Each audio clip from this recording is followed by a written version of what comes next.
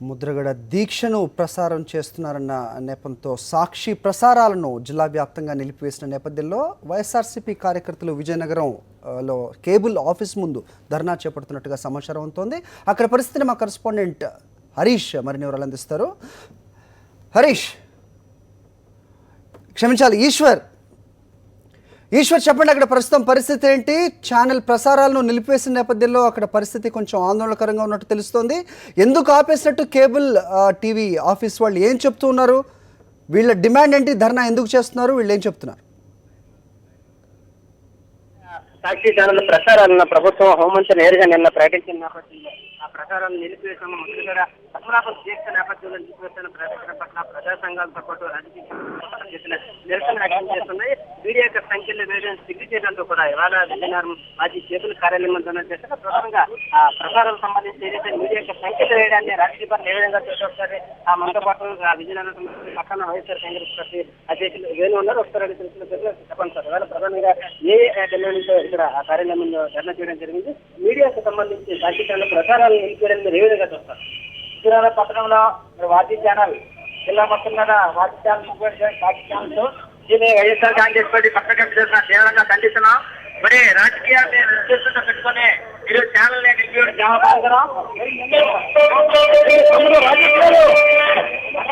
ముద్రగడ పద్మనాభం గారు దీక్ష విరమణ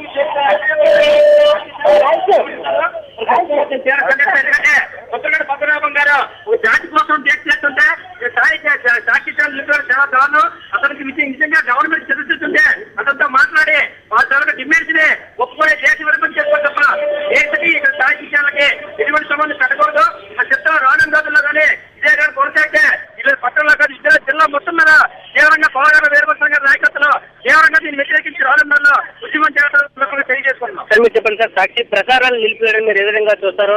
ఆ పోరాటం చేస్తున్నటువంటి ప్రజా పోరాటాలు చేస్తున్నటువంటి నాయకుల దీక్షల్లో చూపించినందుకే ఆపివేతం నేరుగా హోంమంత్రి కూడా ప్రకటించడం జరిగింది. ఏ విధంగా చూస్తారు సార్?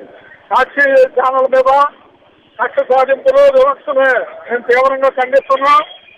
ప్రజలు అభిమానంగా ఎన్నో కార్యక్రమాలు, ప్రజా పోరాటాలు, ప్రజలకు జరుగుతున్న అన్యాయాన్ని సాక్షి టీవీ ఛానల్ పూర్తిగా ఎక్కడా కూడా కాంప్రమైజ్ అవ్వకుండా చూపెట్టడం ఈ తెలుగుదేశం ప్రభుత్వం సహించలేకపోతుంది.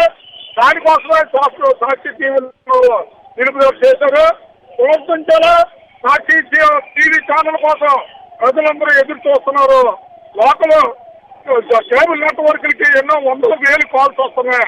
సాక్షి టీవీ ఎందుకు ఆపారని ప్రజా అభిప్రాయ ప్రకారం సాక్షి టీవీ ఛానల్ విజయనగరం జిల్లాలో చూపెట్టాలని ఈ సందర్భంగా మేము కోరుకుంటున్నాం.